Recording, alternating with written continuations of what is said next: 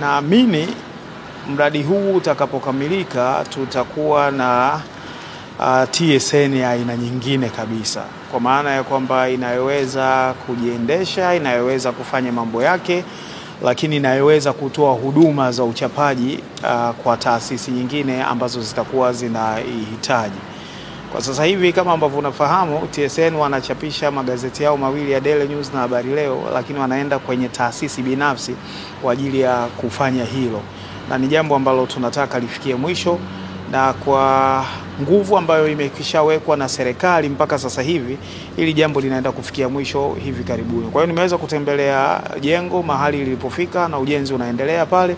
Naamini in 2-3 weeks hatutakuwa tena kwenye 53.1 tuliyoikuta leo, lakini hali kadhalika na mashine hizi ambazo zimekushafika tumeweza kuona 4 kati ya 6. Nafahamu 2 ziko bandarini tayari zinafanywa utaratibu wa kuweza kutolewa ili ziwe 6, na zitabaki zile ndogo ndogo kama 12 ambazo zinafanya iwe mashine zote ziwepo kwa 100%.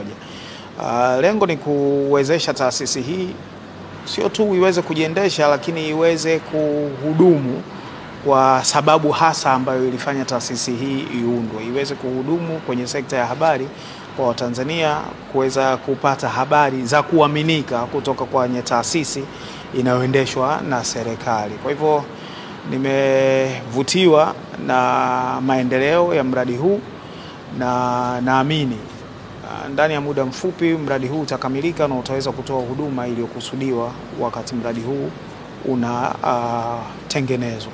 Moja ya majukumu yake makubwa ni kuwa daraja kati ya wananchi na serikali yao. Na katika dhima hiyo ambayo tunayo TSN, tumeendelea kuitekeleza kwa weledi mkubwa sana, kwa sababu bado ni magazeti ya Habari Leo pamoja na Daily News, lakini pamoja na mitandao yetu ya kijamii ya TSN Digital, nayo vile vile imejikita na kusimama katika maono hayo hayo.